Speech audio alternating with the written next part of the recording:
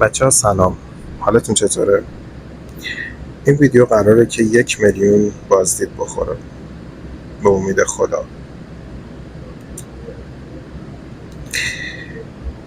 یه دونه ویدیو گذاشتم راجع به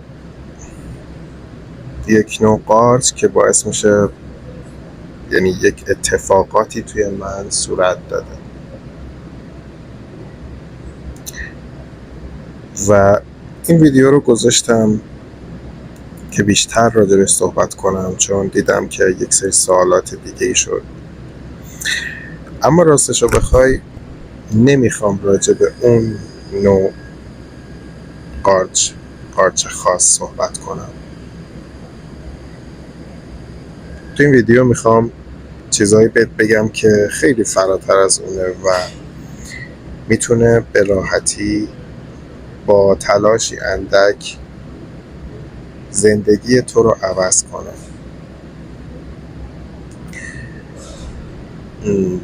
نمیدونم قراره چجوری پیش بره، فقط سپردمش به خدا و اون چیزی که بهتره به زبون من جاری میکنه.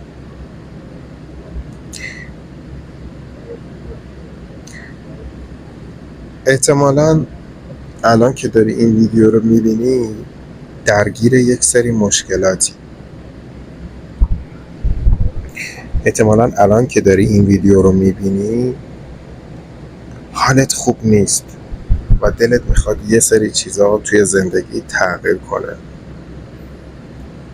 اصلا به همین دلیله که کلمه ماشروم رو سرچ کردی یا شاید یه جایی راجبش خوندی یا شاید پادکست قبلی من گوش دادی. آره، تو میخوای از مشکلاتت رهاشی. اون مشکله هست که همیشه داره اذیتت میکنه. آی شب بعضی موقع قبل خوابش فکر میکنی، بعضی موقع هم براش گریه میکنی. میدونم.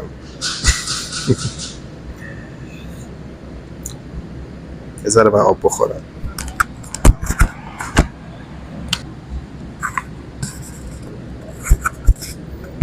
من میخوام توی این ویدیو و توی این وایس بهت بگم که چجوری میتونی اون مشکل رو حل کنی. معمولاً ماها زندگی بهمون نمیچسبه، یعنی زندگی بدی داریم اصولاً، مخصوصاً ما ایرانی‌ها.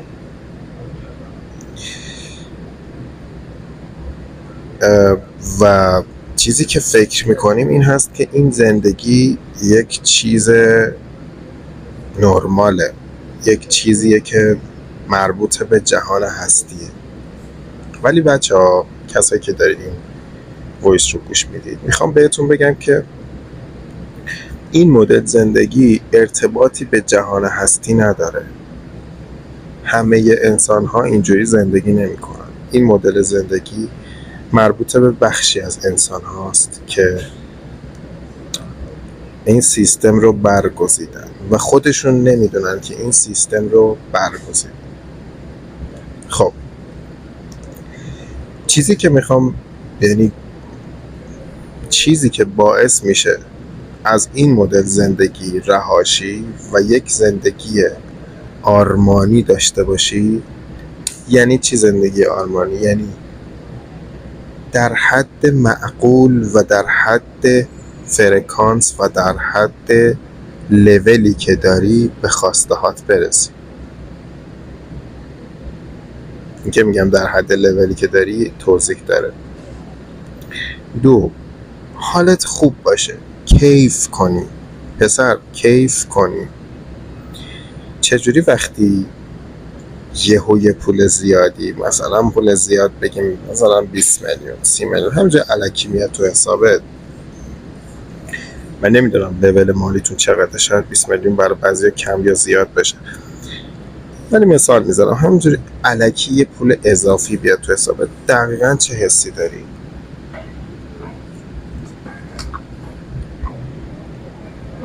من میخوام بهت کمک کنم که با استفاده از چیزی به نام معنویت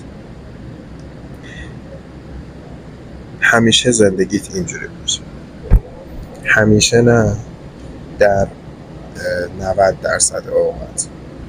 خیلی خوب، دیگه فکر کنم بریم سر اصل مطلب. ماشروم احتمالاً به بعضی ها این کمک رو میکنه، ولی توی این ویدیو نمیخوام راجع به این مسئله حرف بزنم. میخوام چیزی رو به تو یاد بدم که اصلاً نیازی به اون ماده های خارجی نداشته باشی، نیازی به ماشروم نداشته باشی، ولی ماشروم هم مکانیزمش شبیه به این چیزی که میگم، یکم هولت میده، یکم کمکت میکنه، مثل یک ورزشکاری که گاهی اوقات مکمل مصرف میکنه. نه تنها ماشروم، چیزهای دیگه مثل ورزش کردن، مثل ارتباطات خوب، مثل پدر و مادر خوب و غیره. خب اون چیزی که میخوام بگم کلمه است، واژه است، مفهومی است به نام معنویت. تو رو خدا ذهنتو از شعارها، حرفها، مذهبها، چیزهایی که راجبش شنیدی خالی کن، خالی کن، چون این چیزی که میخوام بگم تقریبا ربطی به مفهوم معنویتی که اون بیرون شنیدی نداره. این چیزیست که واقعاً میتونه زندگی تو تغییر بده. اون چیزایی که اول ویدیو گفتم رو داخل زندگی میاره. چجوری با استفاده از معنویت زندگیت رو رشد بدی؟ این یک سال دو، اصلا معنویت چیه؟ قبل از اینکه سال 2 رو پاسخ بدم، سال 1 رو میخوام پاسخ بدم، چون همیشه تعریف یک چیز باید قبل از اینکه راجعش حرف بزنی گفته بشه. خب بچه‌ها، معنویت چیه؟ ببین، تو صبح از خواب پا میشی و میخوای زندگیت رو آغاز کنی. خب 2 تا کار میتونی کنی. میتونی خودت رو بکشی، میتونی خودت رو نکشی. هیچ کس در عالم هستی به تو نمیتونه بگه که خودتو بکشی کار بدیه. چرا؟ چون تو سیستم فکری اون آدم کار بدیه. تو سیستم فکری تو ممکنه لازم باشه، نه که بگم کار خوبی ها، میگن زارم اینه که از جهت یک فکری که داره زندگیش رو پر از وحشتناک ها میبینه، پر از بدی ها میبینه، این مدل عملی ممکنه چیز بدی نباشه، رها هم بکنه. مثال بزنم، کسی که یک مریضی خیلی بدی داره و داره درد میکشه، ممکنه لازم باشه خودش رو بکشه، یا حتی دکترها این کارو بکنن. یک مریضی که اصلا قابل خوب شدن هم نیست.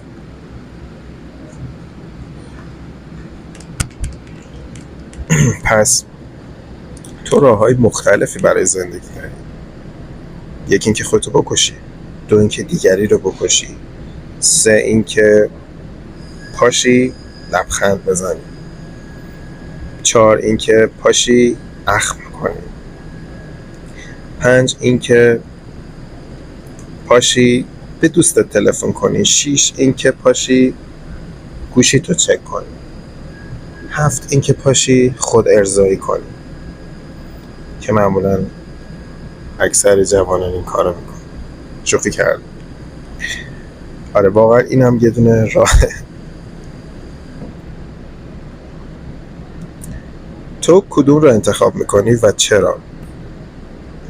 احتمالاً معمول کاری که ما میکنیم اینه که صبح که پا میشیم حالمون خوب نیست و به چیزهایی فکر میکنیم که اذیتمون میکنه و یه آبی میذاریم دست و صورتمون، یه حرف کوتاهی با خانواده، اگه با خانواده زندگی کنی، و هر کس مشغول کارش میشه. یکی کارمنده، یکی باریستا تو کافه کار میکنه و یکی هم بیکاره تو خونه ول میچرخه. هیچ کس به تو نمیتونه بگه که کدوم کار درسته کدوم کار غلطه، چون هر کسی به تو بگه کدوم کار غلطه با توجه به سیستم فکری خودش گفته که اون کار غلطه یا اون کار درسته. حتی چیزهایی که برای همه مسلمه که غلطه کسی نمیتونه به تو بیاد بگه غلطه، چون تو سیستم فکریت فرق میکنه. مثلا یه نفر داره میگه که پاشو ورزش کن، انگیزه داشته باش، خب به یکی داره بعد طرف مقابل میگه بابا زر نزن، چی میگی انگیزه داشته باش، فلان شده. من مامانم از 7 سالگی کتکم زده، سگ، برای چی بهم میگی پاشو ورزش کن شاد باش؟ من نمیخوام شاد باشم، من دارم تو ایران زندگی میکنم، تو یه روز یهو قیمت دلار 20% اضافه میشه، 10% اضافه میشه، مثلا نمیدونم چه آینده‌ای داره. پس خفه شو. و داره درست میگه، چون تو سیستم فکری اون آدم شادی معنایی نداره، چون تو سیستم فکری اون آدم کودک‌های زیادی دارن کشته میشن، چون تو سیستم فکری اون آدم جهان داره توسط چند تا آدم پولدار اداره میشه. پس واقعا این که بهش بگی شاد شو چرت و پرت ترین حرف ممکنه. ویدیو شد 12 دقیقه، چقدر داره طولانی میشه.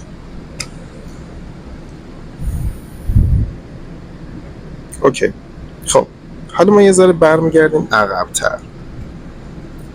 معنویت میاد تو رو برمیگردونه به عقب و میگه یه دونه از این مسیرها رو انتخاب کن.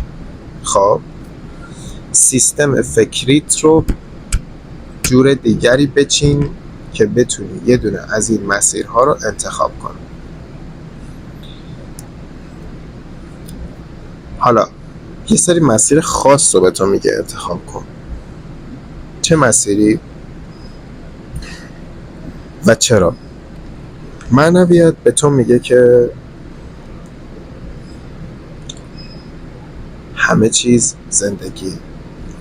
معنویت به تو میگه که وقتی که نشستی روی صندلی و داری نفس میکشی با شکوه ترین لحظه هستیه و تو باید این لحظه رو جشن بگیری. چرا؟ دلیل خاصی نداره، چون سیستم فکری تو بر این اساس داری میچینی. معنویت به تو یاد میده سیستم فکری انتخاب کنی و بسازی و بچینی که بدون دلیل لحظه فعلی با شکوه ترین لحظه هستی باشد. و وقتی که سیستم فکری تو میچینی واقعا هم با شکوه ترین لحظه هستی میشه. بچه‌ها اینیو که میگم اگر توی معنویت بری درکش میکنی. معنویت به تو میگه که به هیچ چیز نیاز نداری، به هیچ عامل بیرونی نیاز نداری، به هیچ دختری نیاز نداری، به هیچ پولی نیاز نداری، به هیچ پسری نیاز نداری، چرا که لحظه فعلی بدون نیاز به هیچ چیزی با شکوه ترین و زیباترین لحظه هستی است.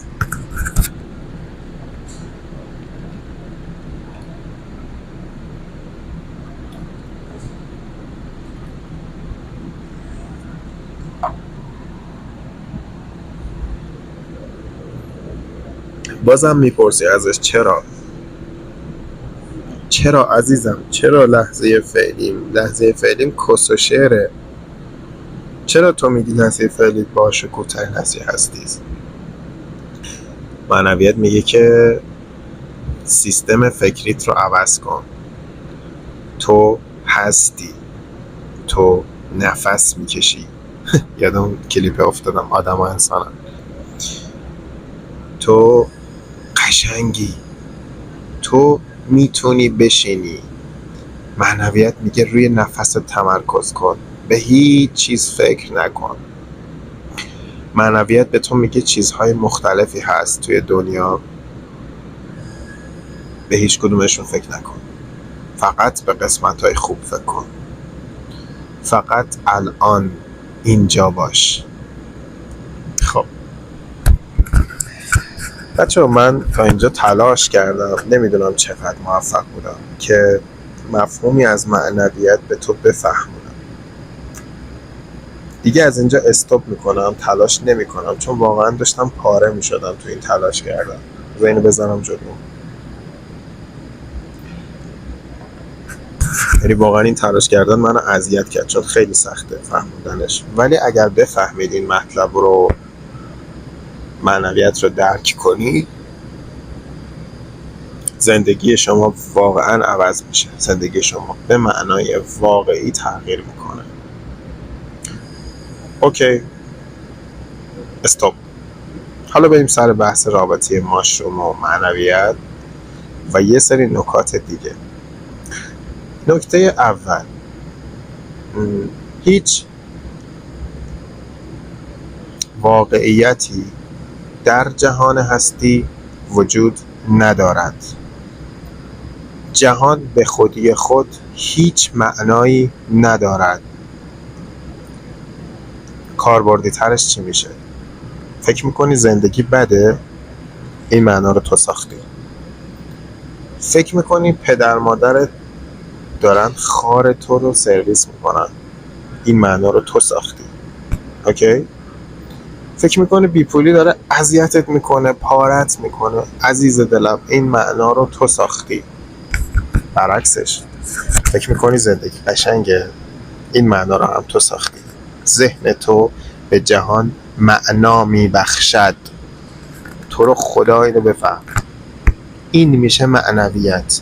جهان به خودی خود معنا ندارد، پوچه، بدون ذهن، بدون فکر، اصلا وجود خارجی ندارد. یکم که عمیق‌تر میشه.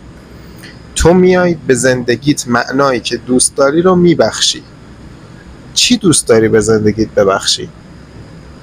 میتونی نفرت ببخشی، میتونی هر لحظه احساس بد بدی. آخه من کیم؟ من چه آدم مضحک مزخرف بیخودیم تو این کشور آشغال بیخودی دارم زندگی میکنم.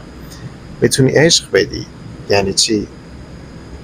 یه گربه میبینی، 1 ساعت بشینی بهش نگاه کنی و عاشقانه باهاش بازی کنی با اون گربه. پس داری عشق میدی. میتونی عشق بدی. یعنی چی؟ یعنی تنفست رو نگاه کنی و عاشقانه تنفس کنی. بچه این حرفایی که میزنم رو من زندگی کردم. من کسی بودم که هر شب گریه میکردم 5 سال پیش و حقم داشتم، چون سیستم فکری اینو میگفت. چون معنای زندگی معنای غم بود. چون که همه تو مدرسه اذیتم میکردن، چون که پدرم رو توی 9 سالگی از دست داده بودم. معنای من شده بود مساویه با بی‌ارزشی. من ارزشی نداشتم. ولی اومدم فهمیدم که زندگی پوچه، من دارم بهش معنا میدم و زندگی ما عوض کردم. ویدیو طولانی شد، بقیه‌اش رو تو ویدیوهای بعد میگم. رابطه ماشروم با معنویت چیه؟